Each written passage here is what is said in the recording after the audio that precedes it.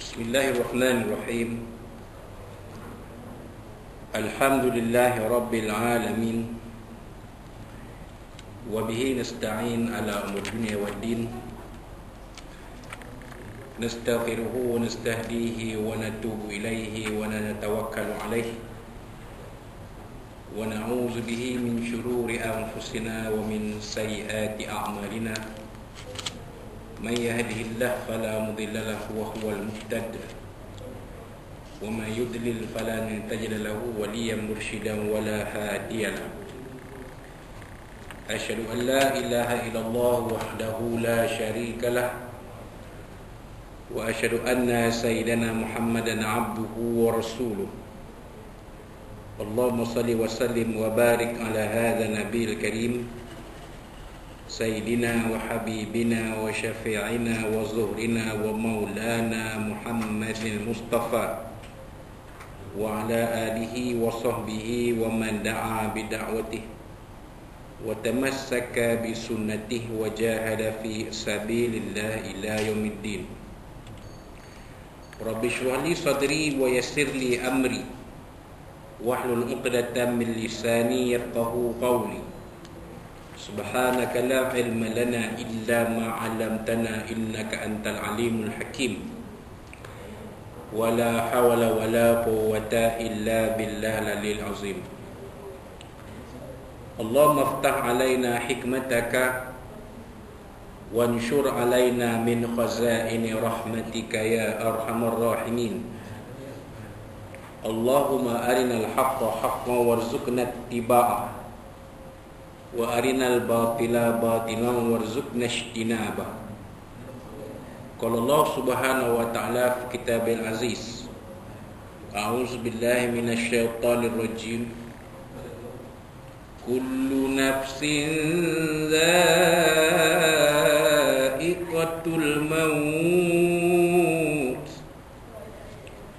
إنما توفون أجوركم يوم القيامة فمن زحزح عن النار وأدخل الجنة فقد فاز وما الحياة الدنيا إلا متاع الغرور صدق الله العظيم وقال الله سبحانه وتعالى في القرآن المجيد أعوذ بالله من الشيطان الرجيم وما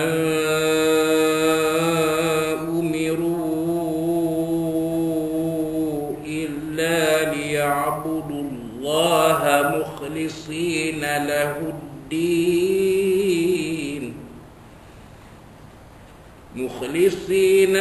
الدين حنفاء ويقيموا الصلاة ويؤتوا الزكاة وذلك دين القيمة صدق الله العظيم وقال نبينا سيدنا محمد صلى الله عليه وسلم ما يريد الله به خيرا يفقه في الدين أو كما قال صدق رسول الله صلى الله عليه وسلم. Tuan-tuan, puan-puan, muslim-muslim sekalian rahimakumullah, assalamualaikum warahmatullahi wabarakatuh. Amma ba'd. Alhamdulillah pada tengah hari Selasa ini 7 Zulkaidah 1443 Hijriah bersamaan 7 Jun 2022 Masehi, terpanjatkan setinggi puji dan syukur kepada Allah SWT. Kita sama-sama menunaikan solat fardu zuhur berjemaah dipimpin oleh Tuan Imam kita Al-Fadhil Ustaz Ali Ruslan Hafizahullah Ta'ala. Terima kasih ucapkan kepada Al-Fadhil Ustaz dan seterusnya kita kembali kepada pengajian kitab Safinatun Najah yang disusun oleh Al-Fadhil Syekh Al-Fadhil Al-Alim Salim bin Sumair Al-Hadrami rahimahullah ta'ala. Kita sampai kepada fasal yang berikutnya, ke-54, masih lagi berkaitan dengan pengurusan jenazah. Dan fasal yang akhir nanti berkaitan dengan pengurusan jenazah ini, itu fasal yang ke-55. InsyaAllah kita akan uraikan seberapa ringkas dan padat yang mungkin, insyaAllah. Jadi fasal ke-24 ni tajuknya pengkebumian mayat. Faslun aqallud dafni hufratun taktumu raihatahu wa tahrusuhu minas sibab. Sekurang-kurang tempat mengebumikan mayat ialah lubang yang boleh menyelamatkan bau mayat dan memeliharanya daripada binatang buas. Itu paling-paling kurang lah tu. Ya. Paling-paling minimum pun lubang itu dikorek dan mayat itu dikebumikan atau ditanam atau disimpan. Ya. Kalau di negeri Perak ni disebut istilah simpan. Kalau di dalam bahasa standardnya ialah kebumi. Tanam ni biasa kita guna untuk haiwan, kan? Untuk manusia kita tak guna perkataan tanam ni, kebiasaannya kita guna perkataan kebumi. Jadi lubang itu dikorek yang boleh menyembunyikan bau mayat. Sebab mayat ni dia ada bau dia. Kenapa? Dan memeliharanya daripada binatang buas. Sebab bila bau tu binatang-binatang tertentu dia boleh mengesan bau mayat ini. Maka mayat itu jadilah habuan makanan mereka. Itu sebenarnya. Jadi bila bau mayat itu tak naik ke atas, dia tak sampai ke atas, maka binatang buas tidak dapat mengesan adanya mayat, adanya bangkai manusia. Wallahu alam. Kemudian wa akmaluhu qamatun wa bastah. Tempat yang lebih sempurna ialah lubang itu ukurannya seperdirian. Seperdirian ni maknanya kita berdiri, manusia ni berdiri tinggi kita tu, itulah dia. Ditunjukkan oleh P. Ramlee dalam filem Seliman Bujang Lapuk, waktu perbualan antara Ajis dengan Sudin. Ajis tanya tentang rumah sewa, kata Sudin dah booking lah. Belum booking, tapi kalau nak apply boleh lah, kata. Kan, tingginya berapa, 6 kaki, ada lebar, ada panjang. Jadi tinggi 6 kaki itu ialah seperdirian manusia. Manusia biasa tingginya sekitar 5 ke 6 kaki. Walaupun ada manusia yang lebih tinggi daripada itu, memang ada. Tapi kalau kita kata orang kita ni lah, orang Melayu kita ni paling tinggi pun 6 kaki. Jadi itu maksud seqamatun wa bastah tu, maknanya seperdirian. Dan tangan dilepaskan ke atas, bastah ni dilepaskan, ini ke atas. Itu dia. Itu tinggi. Lubang liang lahat tu. Jadi orang yang bekerja sebagai penggali kubur, dia dah mahir benda ni. InsyaAllah dalam khusus pengurusan jenazah besok di Masjid Aulia, pada tema akan diterangkan dengan lebih terperinci lagi. Kalau setengah-setengah khusus ni ditunjuk, kan, buat liang lahat betul lah, ditunjuk pada peserta. Ini di tinggi dia liang lahat. Tapi kalau kita biasa tengok jenazah dimasukkan ke dalam liang lahat, kita akan tahu berapa dalam liang lahat tu. Di situlah kita akan disemandikan. Jadi memanglah kalau kita tengok tu, selalu melihat, baik itu kita digalakkan apabila orang meninggal, digalakkan mengiringi ke kubur. Bukan setakat kita semayang jenazah tapi hantar ke kubur. Sebab apa? Sebab bila kita menghantar ke kubur tu, kita lihat bagaimana si mati dimasukkan ke dalam liang lahat tu. Mudah-mudahan akan timbul rasa kesedaran dan keinsafan dalam diri kita. Kan? Tengok macam mana. Saya dulu memang saya tengok waktu kaki sihat tu, memang saya tengok sampai ke bawah, ke dalam tu, perhati tengok. Tapi sekarang ni payah sikit lah, orang dah beramai tu, kita pun nak bimpit pun susah agak kan, kaki tak kuat kan. Tapi dulu-dulu memang saya tengok tuan-tuan yang sihat ni, kaum muslimin lah khususnya, kaum muslimat tu pada pandangan saya taklah sampai begitu, taklah sampai ke tahap tu, tak perlu tengok pun. Sebab jiwa wanita ni dia tak macam jiwa lelaki. Jiwa wanita ni dia tak kental. Lagi-lagi kalau jenazah tu jenazah ayah dia, mak dia, orang yang disayanginya, suami dia ke, anak dia ke, jadi jiwa dia tak kuat. Jadi tak payahlah nak tengok sampai ke liang lahat. Tapi kalau kita kaum muslimin ni elok tengok, untuk menimbulkan rasa kesedaran dan keinsafan dalam diri kita, betapa kita pun akan menuruti jalan-jalan si mati ni. Kan?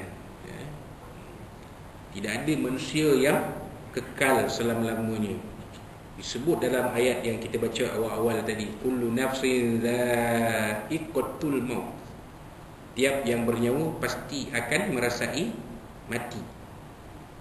Tak ada benda yang kekal. Tak ada. Kullun 'alaiha fanin. Tiap-tiap ciptaan Allah itu akan fana. Kan?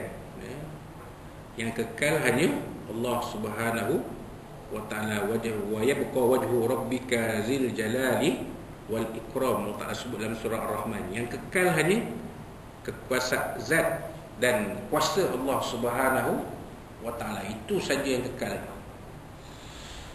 Kita ni satu masa akan pergi juga. Memanglah kita rasa, dalam diri kita rasa takut kan,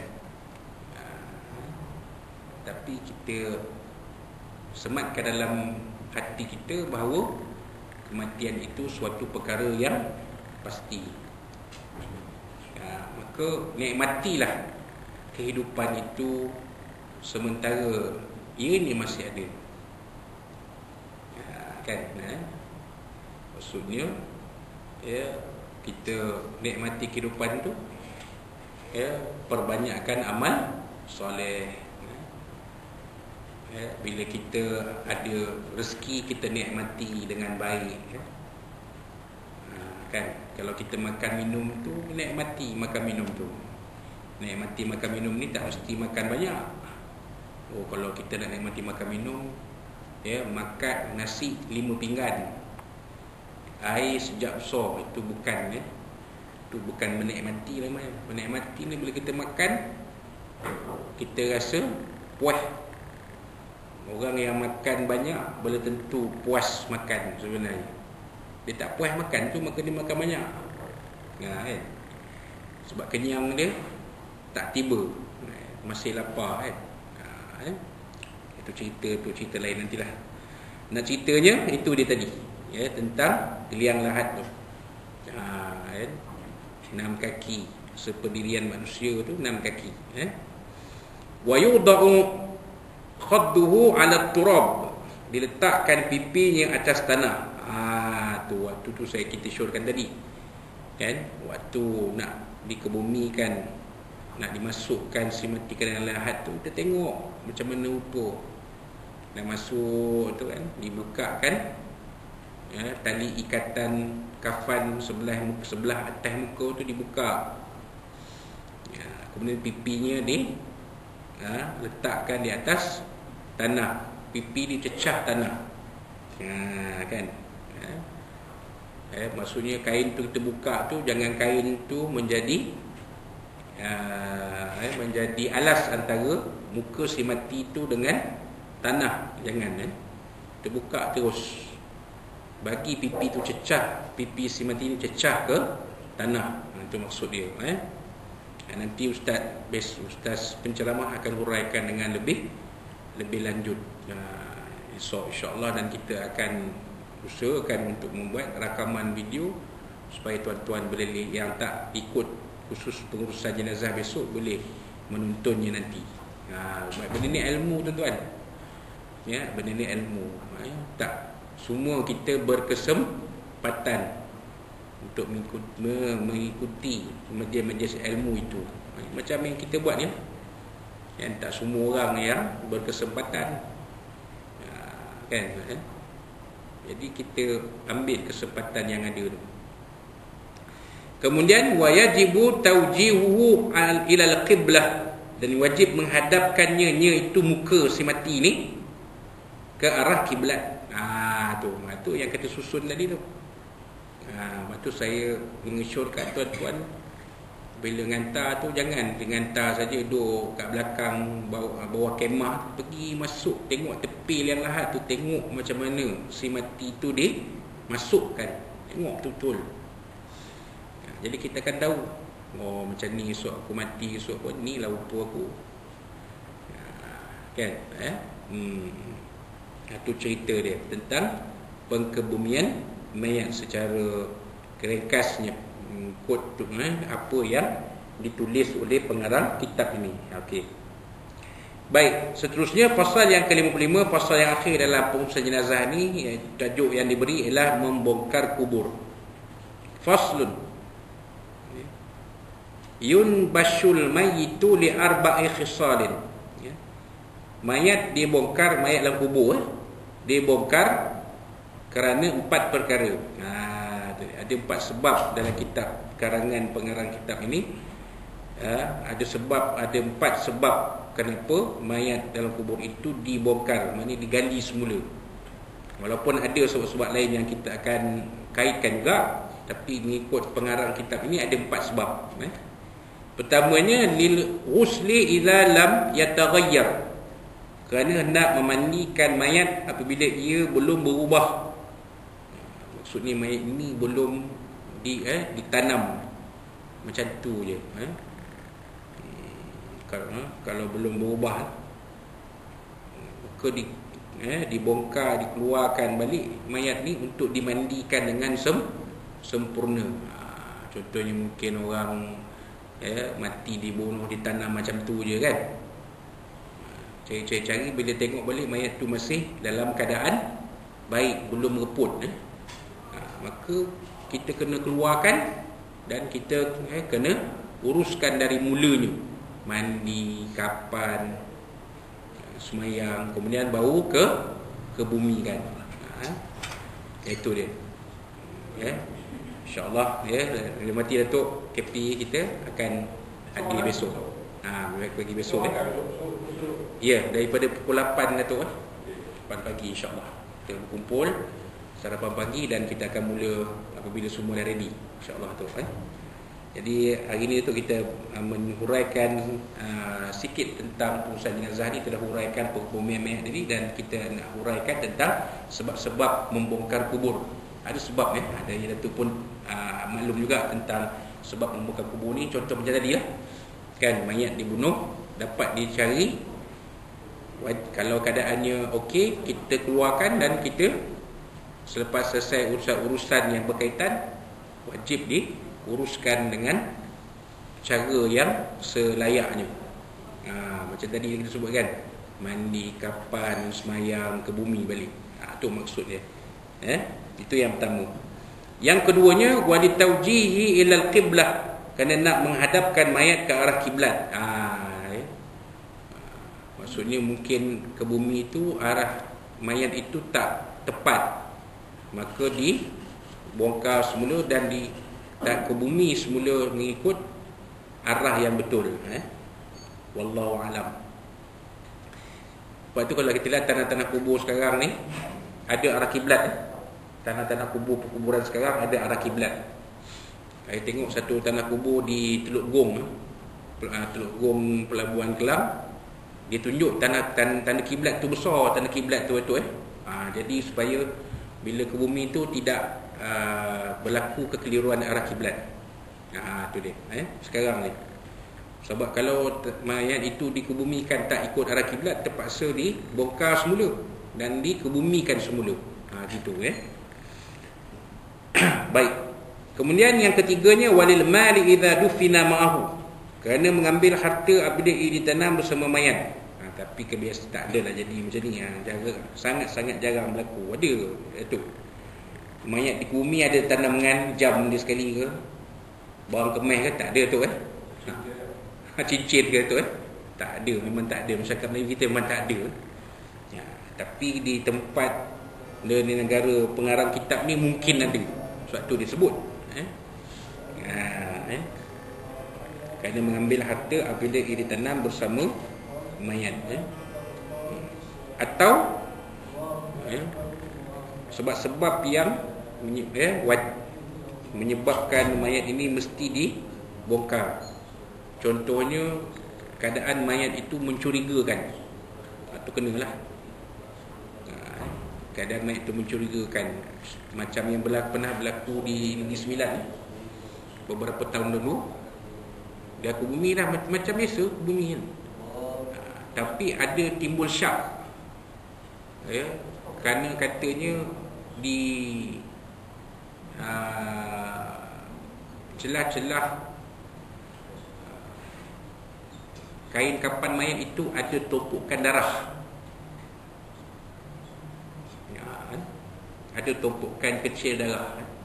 Maksudnya kematian mayat itu bukan kematian biasa. Dah ke bumi ni dah berapa hari dah ke bumi ni? Ada. Saya rasa tuan-tuan kalau cari dalam Google pun ada. Maka mahkamah mengeluarkan perintah supaya dikeluarkan balik mayat ni, dibongkar mayat ni dan dibuat postmortem dulu. Untuk mengenal pasti punca kematian si mati ni, kemudian baru ditanam semula. Tu boleh tu boleh.